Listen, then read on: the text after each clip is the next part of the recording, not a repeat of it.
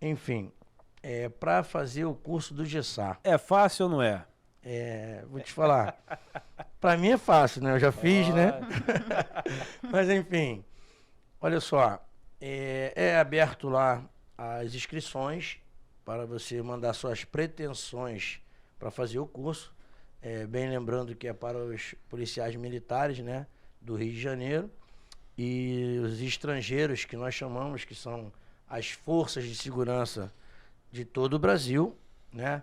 Forças Armadas, Penal, Polícia Civil, guardas municipais, bombeiro militar. Então, todas as forças de segurança estão aptas a fazer o curso do GESAR na condição de estrangeiros, né? Que são os convidados para o curso.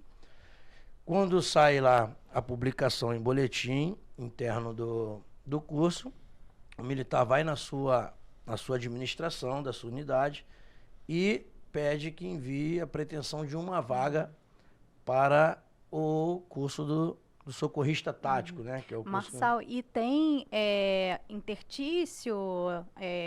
Pode fazer a partir de quanto tempo que você está na polícia? Como que funciona isso? Então,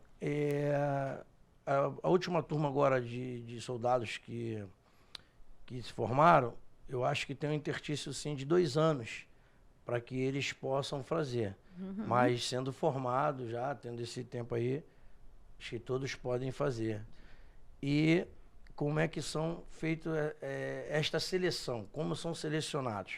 É um trabalho muito sério, um trabalho muito profissional da parte do GESAR e sobretudo da nossa CIESP, né, que é a nossa seção de instrução, seção especializada de instrução. Nós pegamos a mancha criminal, né, a mancha de lesões de policiais baleados, policiais acidentados nas suas OPMs e fazemos ali uma mancha criminal. Dali nós tiramos os batalhões que mais necessitam de ter profissionais qualificados lá.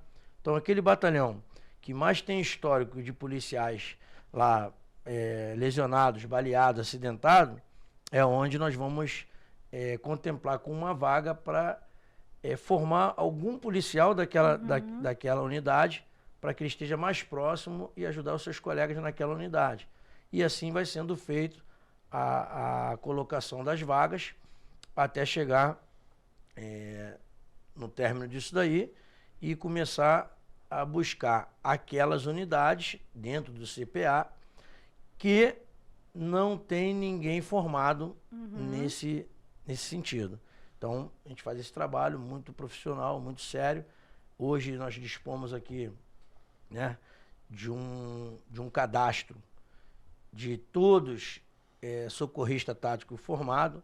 Nós temos cerca de 860 e pouco, porque agora eu tô afastado, né? Tô de licença aí por causa dessa nova caminhada, né? Que eu enveredei aí pela política. Isso. Mas enfim, tô afastado, então não posso dizer precisamente.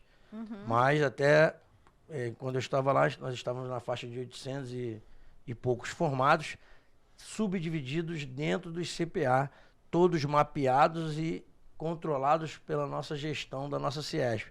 Ou seja, hoje eu posso dizer para você, um exemplo, tá? Não posso dizer agora de cabeça, mas só para ter uma noção.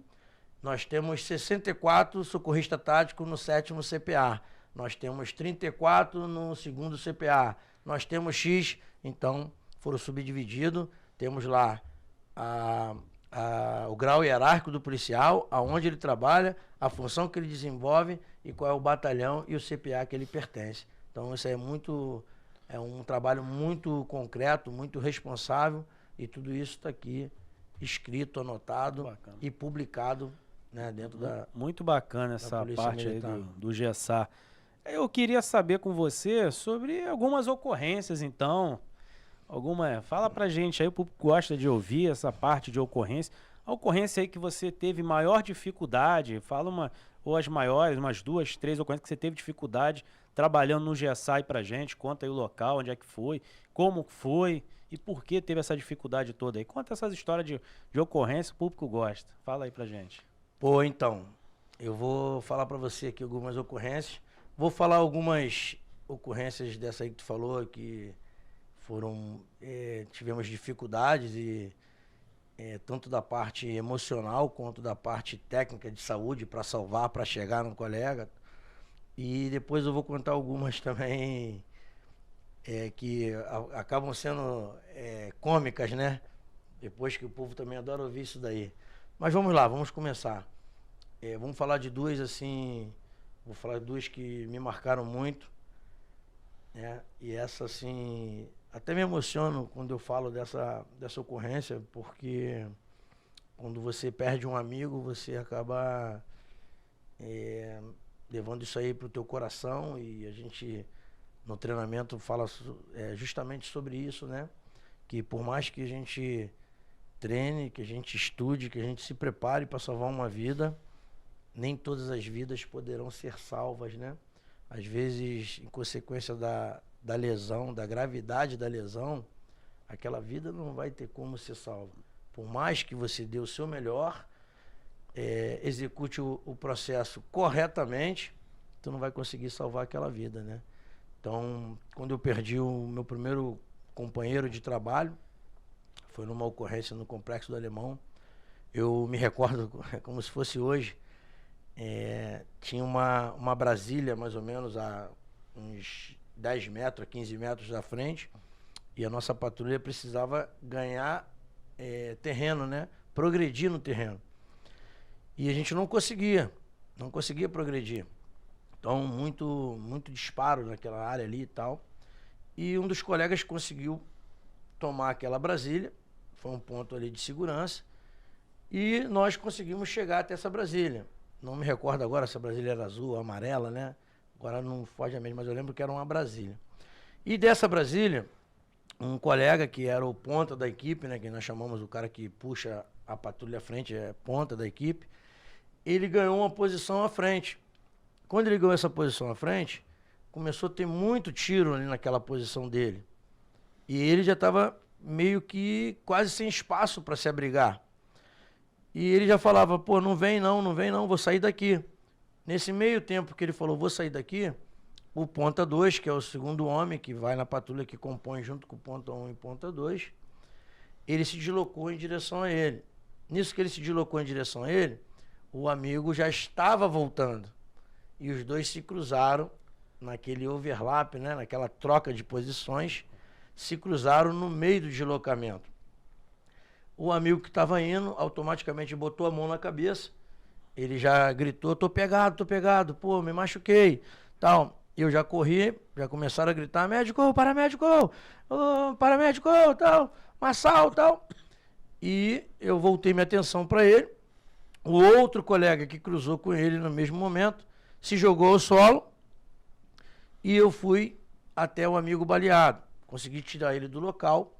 Quando eu cheguei perto dele, na época o BOP ainda usava a farda preta, né? Nós usávamos ainda a farda preta. E eu percebi que a farda dele estava toda cheia de vestígios, né? De massa cefálica, caco de ossos, de sangue e tal. E aquilo me preocupou muito. Eu comecei a vasculhar cada vez mais a lesão na cabeça dele. Ele botava a mão na cabeça e eu comecei a procurar aquela lesão ali, buscando aquela lesão. Realmente havia uma lesão superficial, havia um sangramento, mas não era tão grave. E eu preocupado procurando, cara, não tá tendo lógica isso aqui. O cara tá com massa encefálica e eu não tô vendo a cabeça dele aberta e tal, e procurando aquilo tudo, tirei ele dali. Quando eu coloquei ele na ambulância do GESA para ele seguir para o hospital, me gritaram novamente, Massal, paramédico! E eu voltei para o local, os colegas já estavam usando a técnica de arrasto, né, que é uma técnica que nós usamos para tirar a vítima ali daquela linha de tiro, a técnica de arrasto, tirando ele ali daquela área para trás da Brasília. Foi quando eu cheguei que realmente o colega tinha tomado um PAF na cabeça. E depois, fazendo um estudo de caso, anos depois, eu pensando na lógica, na direção do projétil e o ângulo da situação, eu pude perceber o que aconteceu. Que o colega que foi alvejado na cabeça, que foi o mais grave, que depois veio a óbito, né? Consegui tirar ele ali com vida ainda, levei para o hospital ele com vida, mas felizmente a lesão dele foi muito grave, ele perdeu muita massa encefálica, né? Perdeu muito sangue, enfim. O colega veio a óbito e consegui fazer os procedimentos ali, fiz um curativo ali, um tamponamento na área da cabeça, levei ele no hospital, consegui chegar lá e depois eu entendi como é que foi aquela dinâmica. Quando os dois se cruzaram, talvez o mesmo projétil que acertou os dois. Interessante, né? Porque o projétil perfurou a cabeça, transfixou e acertou na cabeça do outro, quando os dois se cruzaram de cabeça arriada. E toda a massa cefálica da vítima foi projetada na cabeça da segunda vítima. O que veio a falecer, então, foi o que ficou? O que ficou no chão. Que nós achamos que ele tinha se jogado no chão, mas na verdade ele tinha sido alvejado na cabeça. Entendi. Entendeu?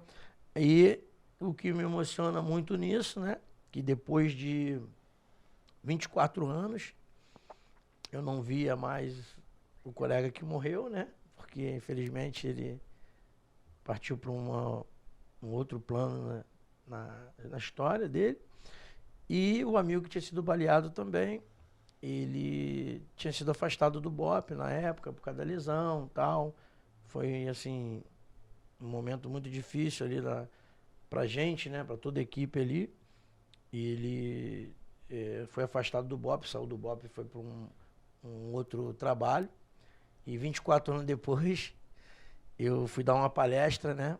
Lá no Ministério Público do Rio de Janeiro, no MP. Muito legal, né? Para toda a equipe do Ministério Público, os policiais, segurança lá, né? E toda a equipe do Ministério Público. E no auditório, quando eu contei essa história no auditório, né, lá, auditório muito cheio, né, várias autoridades, e isso é muito legal, muito importante isso daí, muito bacana, porque a gente tem a oportunidade de levar um pouquinho para as autoridades do nosso país o que o policial realmente vive lá na rua, o que acontece com o policial. Então é muito legal quando a gente tem essas oportunidades de ir lá e contar realmente como é a vida do policial, como que acontecem as coisas. E eu falando sobre isso, que nem todas as vidas poderão ser salvas, e contando a história que eu perdi um primeiro amigo na minha carreira, e uma mão se levantou lá no meio do público.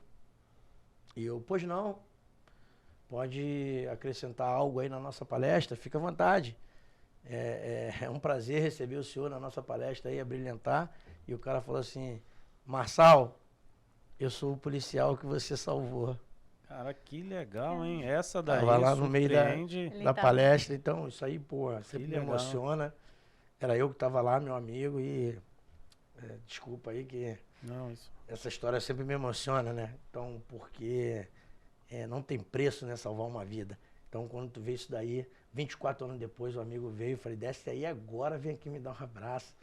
E também é bom que isso também dá uma, como é que eu vou dizer, testifica o seu trabalho, né? Te dá uma grande satisfação de missão cumprida, estou no caminho certo. Então, quando aconteceu isso daí, o colega veio me abraçar 24 anos depois, que eu não o via. Muito bacana lá no Ministério Público. Então, pô, assim, muito emocionante, muito legal. Imagina a família desse cara aí, ele chegando em casa falando, pô, encontrei o cara que Papai do Céu usou para salvar minha vida, né? Então, realmente é por isso que eu amo essa profissão e adoro salvar vidas a todo tempo, entendeu? Muito bacana isso. Até se emocionando aí o subtenente Marçal. Não me faz passar essa vergonha não. Histórias de vida aí da polícia realmente é surpreendente. Antes do GESSA, você era de qual batalhão? Então, eu cheguei na polícia no GESSA, né? Como é que foi minha trajetória? Vamos lá. Eu nunca pensava em ser polícia, nunca pensei nisso, não tinha isso em mente. Meu sonho era ser jogador de futebol, adorava jogar futebol, meu sonho era jogar futebol, e não era bobo não, hein? Sabia jogar uma bolinha direitinho, tanto é que eu peguei algumas oportunidades aí do futebol e tal, enfim. Então, eu joguei pelo Campo Grande, time de futebol lá da Zona Oeste, né? Tive uma oportunidade no Bangu e acabei me aborrecendo no Bangu e tal. Saí do Bangu na época das Forças Armadas. 18 anos, era a época que eu ia assinar para ir para os juniores, né? Que antigamente era juniores, não é igual hoje, sub-17, sub-18, sub-20 e tal. Era infantil, juvenil, juniores, então, né? Eu ia ter essa oportunidade. Acabou que eu mudei minha trajetória e fui para as Forças Armadas. Me apaixonei, vida militar, pô, exército e tal. E o que aconteceu? Eu sabia jogar um futebol, jogando pelas Forças Armadas, pelo futebol, o que aconteceu? Fui convocado para a seleção do Exército. Poxa, que legal. Meu time foi campeão do campeonato na Vila Militar e eu fui selecionado para a seleção do Exército. Era aqui na Urca, na Praia Vermelha. Que pertinho aqui, né? Pertinho. Então, passei a ser jogador do Exército. Vida de atleta. Vida de atleta. Unir o útil ao agradável, né? Militar, gostava. E futebol, que era o meu sonho. Falei, caramba, consegui reunir as duas coisas na minha vida, né? Pois bem, fiquei 4 anos e alguns meses no Exército. Acabou meu tempo. E isso acabou sendo o meu problema. Por quê? Minha unidade era lá na Vila Militar. Eu servi na Exacosai, Escola de Artilharia de Costa e Antiaérea. E como eu era atleta, estava na Urca, lá na Exacosai, ficaram, né? Pô, tu não é nem militar, tu é jogador, pô. E chegou a época de estabilizar no Exército, né? Como diz o jargão militar, ganhei um bico, né? Ganhei um bico militar. E fui embora recomeçar minha vida. O que eu sabia fazer? Nada. Sabia ser jogador e sabia ser militar. Não tinha profissão, não tinha nada. Eu falei, caramba, preciso ter uma profissão. E qual é a profissão que eu me formo mais rápido para me arrumar um emprego? Pô, já não era mais tão novinho, não tinha pai. Como é que eu vou ajudar a dona Sônia lá, que é a minha mamãe lá? Falei, pô, tem que arrumar um emprego. Fui fazer